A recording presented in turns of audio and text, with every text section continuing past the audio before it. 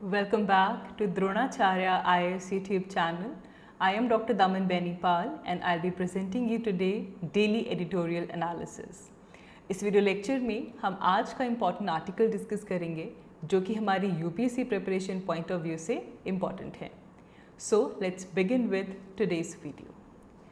आज इस वीडियो में हम जो टॉपिक डिस्कस करने वाले हैं ये GS paper 2 point of view से इंटरनेशनल रिलेशंस पर्सपेक्टिव से इम्पॉर्टेंट है.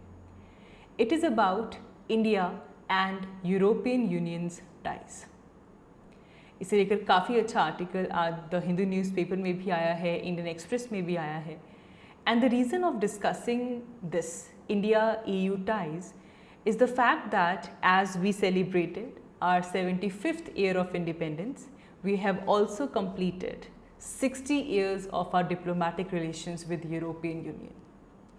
हमारे आज़ादी के 75 इयर्स के साथ साथ EU के साथ हमारे डिप्लोमेटिक रिलेशंस को भी 60 इयर्स कंप्लीट हो गए हैं. So we are celebrating that as well.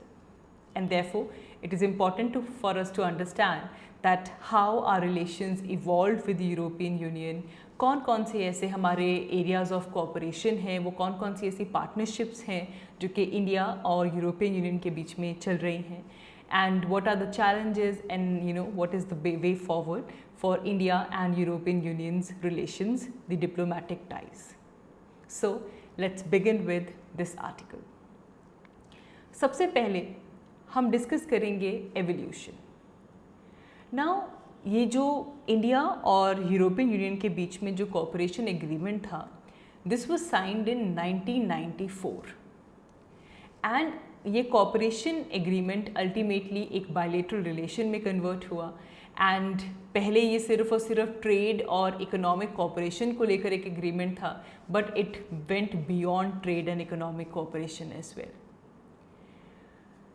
India और यूरोपियन यूनियन की जो फर्स्ट समिट थी वो 2000 में होती है. And this year 2000 and this first India and EU summit, this kind of mark a watershed in the evolution of the relationship. क्योंकि इससे पहले हमारे जो रिलेशंस थे वो मेनली ट्रेड ओरिएंटेड थे, इकोनॉमिक कोऑपरेशन से ओरिएंटेड थे. लेकिन ये जो 2000 ईयर है, इसके बाद हमारे जो रिलेशंस हैं ये काफ़ी ज़्यादा डिफरेंट पर्सपेक्टिव्स में इवॉल्व हुए हैं if we talk about India and EU. Then first summit 2000 में होता है. इसके बाद जो इम्पॉर्टेंट लैंडमार्क इवेंट हमारे पास आता है that is in the year 2004. 2004 में 5th इंडिया EU समिट होता है. एंड इस समिट के दौरान इस रिलेशनशिप को और अपग्रेड कर दिया जाता है, प्रमोट कर दिया जाता है टू अ स्ट्रेटेजिक पार्टनरशिप. तो 2004 में इंडिया और EU के बीच में, यूरोपियन यूनियन के बीच में एक स्ट्रेटेजिक पार्टनरशिप डेवलप होती है. तो देखें किस तरह इवॉल्व हुआ है. पहले आप जो एग्रीमेंट साइन कर रहे हो, कॉपरेशन एग्रीमेंट साइन कर रहे हो, 1994 में था. फिर 2000 के बाद जो रिलेशन है वो और इवॉल्व होने लगा. 2004 में आते आते हमने एक स्ट्रेटेजिक पार्टनरशिप डेवलप कर ली with European Union. Then 2005 onwards joint action plan India और यूरोपियन यूनियन ने अडॉप्ट किया. So we adopted a joint action plan जिसमें बेसिकली दोनों ही इंडिया और यूरोपियन यूनियन के बीच में होने वाले डायलॉग्स को स्ट्रेंथन अप किया जाए, जो कंसल्टेशन मैकेनिज्म है उन्हें स्ट्रेंथन अप किया जाए. और ये डायलॉग और कंसल्टेशन सिर्फ और सिर्फ ट्रेड या इकोनॉमिक स्फेयर्स में नहीं थी. अब इसमें पॉलिटिकल एंड इकोनॉमिक स्फेयर्स के साथ साथ ट्रेड, इन्वेस्टमेंट, इन्हें कैसे बढ़ाया जाए, how to bring people and cultures together, all of this started to be discussed. तो 2005 के बाद ये डायलॉग और कंसल्टेशन मैकेनिज्म को स्ट्रेंथन अप किया गया. अब इसमें political, economical sphere, trade, investment, people, culture, इन सब को लेकर यहाँ पे डायलॉग और डिस्कशंस होनी शुरू हुई. इसके बाद अगर हम 2020 पे पहुँचे, 2020 में 15th इंडिया EU समिट होता है. एंड इस समिट के दौरान एक हमें कॉमन रोड मैप मिलता है to guide this joint action. और इससे कि हम आगे आने वाले जो 5 इयर्स हैं उसमें हमारी जो पार्टनरशिप है उसे और भी ज़्यादा स्ट्रेंथन अप किया जाए एंड फॉर दैट एक कॉमन रोड मैप बनाया गया, कैसे जॉइंट एक्शंस लिए जाएं उनको गाइड करने के लिए ये रोड मैप आता है, जिससे कि हमारी जो पार्टनरशिप है वो और भी ज़्यादा स्ट्रेंथन अप हो। एंड याद रखेंगे, this is something that you will not forget, कि वो 5 डोमेन्स यहाँ पे हाईलाइट किए गए हैं, जिन 5 डोमेन्स में इंडिया और EU के जो रिलेशंस हैं वो अब रहने वाले हैं, जो मेन फोकस एरियाज रहने वाले हैं। The first one is foreign policy and security cooperation, then trade and economy, then sustainable modernization partnership, global governance and people to people relations. सो इस रोड मैप में इन एंगेजमेंट एरियाज़ को highlight किया गया है कि ये कुछ ऐसे 5 डोमेन्स हैं जहाँ पे काफ़ी अच्छे से जॉइंट एक्शन प्लान्स लिए जाएंगे, एक कॉमन रोड मैप बनाया जाएगा, ताकि जो ओवरऑल रिलेशंस हैं इंडिया और EU के बीच में ये और भी ज़्यादा स्ट्रेंथन अप हो सके। तो इसमें foreign policy, security cooperation, trade and economy, sustainable modernisation partnership, global governance, people to people relation, ये सब इसमें इंक्लूड हो जाता है। Right, so suppose you are writing a question in the mains, आप इंडिया और EU के बीच में रिलेशंस को डिस्कस कर रहे हैं, तो वहाँ पे ये जो 5 डोमेन्स हैं आप इनको वहाँ पे लिख सकते हैं कि आगे आने वाले जो 5 years हैं, 2020 में ये डिसाइड हुआ था that these are going to be are 5 important domains on which India and European Union is focusing right now. So that is why this last point is important. Moving ahead, now we'll discuss our different areas of cooperation. हमारे बीच में किस किस तरह से कौन कौन से ऐसे एरियाज़ हैं जिनमें हम कोऑपरेट करते हैं, वो हम यहाँ पे डिस्कस करेंगे। Now as we have seen कि जब हम इंडिया और यूरोपियन यूनियन की पार्टनरशिप की बात करते हैं, so this has evolved over the period of time and बहुत ही रैपिड एवोल्यूशन भी हमें यहाँ पे देखने के लिए मिलती है when we talk about India and EU's partnership. तो इस पार्टनरशिप को ब्रेक डाउन करते हैं। सबसे पहले हम जानेंगे इकोनॉमिक पार्टनरशिप के बारे में।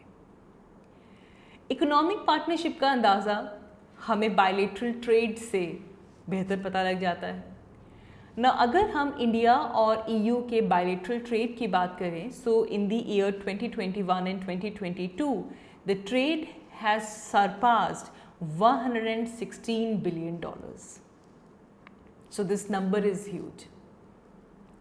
Also, European Union is India's second largest trading partner. सबसे पहले यूनाइटेड स्टेट्स आता है, यूनाइटेड स्टेट्स के बाद दूसरे नंबर पे यूरोपियन यूनियन आता है। European union is the second largest trading partner for India. इसी के साथ साथ हमारे जो एक्सपोर्ट्स हैं, हमारे एक्सपोर्ट्स के लिए भी European union the second largest destination के तौर पे आता है। तो इकोनॉमिक पार्टनरशिप इंडिया और यूरोपियन यूनियन के बीच में काफ़ी ज़्यादा स्ट्रॉन्ग है। एंड इसके अलावा भी there are so many European companies जो कि इंडिया के अंदर जॉब्स क्रिएट करते हैं, डायरेक्टली हो चाहे इनडायरेक्टली हो। It is said that there are 6,000 European companies those have generated around 6.7 million jobs in India, and ये डायरेक्टली भी और इनडायरेक्टली दोनों तरीके से जॉब्स क्रिएटेड है। तो यहाँ से सबसे पहला जो एस्पेक्ट था, सबसे पहला जो पहलू था, that was about the economic partnership, वो हमें यहाँ से बेहतर समझ में आ चुका है। Moving ahead, the next aspect, the next domain is about climate partnership. Now climate change is real and जब हम देखते हैं, हमने थोड़ी देर पहले भी हमने यूरोपियन यूनियन की क्लाइमेटिक पॉलिसीज़ को डिस्कस किया था in one of our articles. So we know that European union is taking some remarkable steps against climate change right now. India और यूरोपियन यूनियन के बीच में भी डिफरेंट कोलैबोरेशंस हैं क्लाइमेटिक पार्टनरशिप को लेकर। फॉर एग्जाम्पल, इंडिया और Denmark के बीच में recently this has happened, I think 2 months back और 1.5 months बैक ये न्यूज़ हमने कवर की थी कि इंडिया और डेनमार्क के बीच में the green strategic partnership develop हुई है। ये इस साल के लिए वैसे भी इम्पॉर्टेंट है। The green strategic partnership developed between India and Denmark. इसमें क्या होगा, आप देखो नाम ही इसका देखें आप, green strategic partnership. So here you will address climate change, biodiversity loss, pollution. ये मई के महीने में जब इंडिया नॉर्डिक समिट हुआ था, उस टाइम पे भी ग्रीन टेक्नोलॉजीज़ के ऊपर फोकस रखा गया था। किस तरह हम हमारी इंडस्ट्रीज़ को ट्रांसफॉर्म करें दैट हमारी जो इंडस्ट्रीज़ हैं वो सस्टेनेबल बन जाएं, एक इंक्लूसिव ग्रोथ को जनरेट करना शुरू कर दें। And we realize that right now using green technologies, transforming our industries, it is very vital for sustainable and inclusive growth. तो इंडिया नॉर्डिक समिट, जिसमें यूरोपियन यूनियन की कंट्रीज़ ने पार्टिसिपेट किया था, देन डेनमार्क और इंडिया के बीच में होने वाली partnership, green strategic partnership, all of these shows that कि India and European Union we have different avenues of collaboration between us. So when we talk about climate change or any issue related to our earth, planet earth, be it biodiversity loss, pollution, anything, European Union act as a catalyst. This entire issue act as a catalyst between India and European Union as well. तो economic partnership के साथ साथ climatic partnership भी उतनी ही important है. आगे अगर हम बढ़ें, फिर बात करते हैं डिफेंस पार्टनरशिप की. इंडिया और यूरोपियन यूनियन के बीच में जो डिफेंस पार्टनरशिप है, ये भी धीरे धीरे इवॉल्व हुई है. सब्सटैंशली ये पार्टनरशिप भी इंक्रीज़ हुई है. इंडिया और यूरोपियन यूनियन रेगुलरली मिलिट्री या नेवल एक्सरसाइजेज जो है वो कंडक्ट करवाते हैं, joint military naval exercises. We know this कि जब भी ऐसी जॉइंट मिलिट्री और नेवल एक्सरसाइजेज होती हैं तो इससे दोनों पार्टीज़ के बीच में जो कोऑपरेशन है, जो कैपेसिटी बिल्डिंग है, वो इम्प्रूव होती है. और इंडिया और यूरोपियन यूनियन के बीच में होने वाली जॉइंट मिलिट्री और नेवल एक्सरसाइजेज एक एम रिफ्लेक्ट करती है that we are committed to a free, open and inclusive rule based order in Indo Pacific. Indo Pacific काफ़ी इंपॉर्टेंट हो जाता है. The India Pacific region, Indo Pacific, be it our engagement with Quad, be our engagement with United States, be our engagement with European union. तो जब इस तरह की हम नेवल एक्सरसाइजेस करते हैं तो इससे भी हम ये मेक श्योर करते हैं कि जो इंडो पैसिफिक रीजन है, it is free for all, it is open for all, it is inclusive and the things are happening in the rule based order है. 2021 में, लास्ट ईयर, इंडिया और European union के बीच में first maritime security dialogue होता है. First maritime security dialogue. अब focus किस पे होगा? The focus is on the maritime domain awareness, capacity building, joint naval exercises, activities.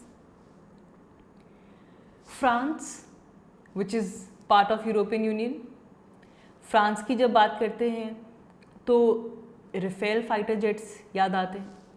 France is providing us Rafale fighter jets. Also the willingness to offer the Barracuda nuclear attack submarines to Indian Navy as well. So this basically shows that there is this growing level of trust between India and France, rather than which is the part of European Union. There's so many defense equipment companies, manufacturers in Europe, they are willing to partner with Indian companies. हमारे जो defence projects हैं उसके लिए cooperation, उसके साथ collaborate करना चाहती हैं European defence equipment manufacturing companies. And हम इसे अलाइन कर सकते हैं to the Make in India programme as well. So yes, defence partnership evolve हो रही है, इंक्रीज हो रही है, राइट. इसके अलावा अगर हम एक और पर्सपेक्टिव देखें, so that is from the innovation system. जो स्टार्टअप और इनोवेशन इकोसिस्टम है वो इंडिया में भी ग्रो हो रहा है, वो यूरोप में भी ग्रो हो रहा है. और इस इनोवेशन सिस्टम को लेकर एक काफ़ी अच्छी एरिया ऑफ एंगेजमेंट बन चुकी है between India and European Union. Also there is this the science and technology joint steering committee. This is between India and European Union and इसका फोकस है वो सभी एरियाज़ जैसे कि health care, artificial intelligence, earth sciences, इन सब के ऊपर रिसर्च करना. So the Science and Technology Joint Steering Committee. So this is important in this aspect. Also 2020 में एक एग्रीमेंट हुआ था for research and development cooperation in peaceful uses of nuclear energy between the European atomic energy community and government of India. तो यहाँ पे nuclear energy को लेकर जो भी रिसर्च एंड डेवलपमेंट हो रही है, of course for the peaceful uses, इसे लेकर भी इंडिया और यूरोपियन यूनियन के बीच में एक एग्रीमेंट है. This agreement was between European atomic energy community and the government of India. So this aspect is also important. ना यहाँ पे हमने डिफरेंट एरियाज ऑफ कोऑपरेशन तो डिस्कस कर लिए, लेकिन इसी के साथ साथ कुछ चैलेंजेस भी इंडिया और यूरोपियन यूनियन के बायलैटरल रिलेशंस में प्रेजेंट हैं. देयर आर सम एरियाज जिन्हें लेकर हमारे कॉमन ग्राउंड्स नहीं हैं. We don't have a common road, we have differing opinions and also we have divergent interest in some areas as well. जैसे कि अभी रिसेंट चीज़ें ही उठाते हैं, Russia's intervention in Ukraine, Russia Ukraine war. India has been reluctant to explicitly condemn Russia's intervention in Ukraine. हमने openly Russia को condemn भी नहीं किया. On the other hand, we are increasing our economic cooperation with Russia. So this is one of the area of disagreement between India and European Union, because on the other hand, European Union has openly condemned Russia and they have cut off their economic cooperation with Russia as well. India has called out European Union's double standards on the same issue. जब European union हमें ये बोलता है कि हमारी economic cooperation क्यों है Russia के साथ, हम कंडेम नहीं कर रहे हैं रशिया को, तो इंडिया ने ओपनली यूरोपियन यूनियन के डबल स्टैंडर्ड को भी कॉल आउट किया है. बिकॉज 2021 में European union purchased 45% of their gas import from Russia. हम ये भी कह सकते हैं कि यूरोपियन यूनियन रशिया की गैस के ऊपर डिपेंडेंट है as of now. And Russia के अलावा जब चाइना इशू आ जाता है तब भी एक एम्बिग्यूटी बनी हुई है कि चाइना का जो राइज हो रहा है इससे टैकल करने में यूरोपियन यूनियन की क्या स्ट्रैटेजी रहने वाली है. बिकॉज जब इंडिया और चाइना की जब हम बात करते हैं तो जब गलवान क्लैश हुआ था उस टाइम पे यूरोपियन यूनियन की तरफ से कोई स्टेटमेंट नहीं आई थी. They followed a muted response for that. So India's economic, political and demographic weight is deadly leveraged by European Union to counterbalance China's influence across the region. और इस issue को लेकर दोनों के बीच में एक हेजिटेंसी बनी हुई है. तो हर एक जगह पे कॉमन ग्राउंड्स नहीं हैं. देयर आर सम इश्यूज जिसमें इंडिया और यूरोपियन यूनियन के बीच में भी डिफरेंसेस हैं. सो India and European Union should not let these kind of divergence of views, difference of their opinion to overwhelm the areas of cooperation or convergence. कुछ divergence हैं, लेकिन वो सभी areas जो अभी हमने discuss किए जहाँ पे हमारी convergence है, जहाँ पे हमारे common grounds हैं, उन्हें हम overwhelm ना कर दें. That we need to make sure. There has to be this proactive resumption of the ambitious India and European Union Free Trade Agreement and Investment Agreement 2021 में ये किया गया था. This is the right step in the same direction. European partners, they acknowledge that India is an important pillar when it comes to India या फिर Indo-Pacific region. Indo-Pacific region में अगर आपको stability ensure करनी है, and for that India is an important pillar and even European Union has acknowledged this. EU wants to be more than just a trading bloc, and therefore European Union is seeking alliances of the like-minded countries like India.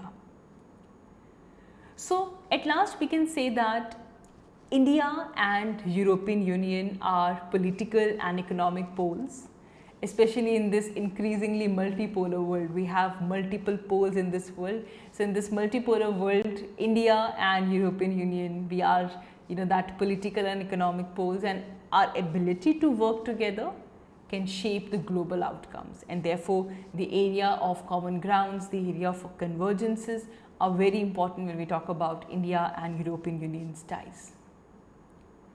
So this was about this particular article. आज के इस article के लिए इतना ही. Thank you so much for watching. I will see you all in my next one. Thank you so much.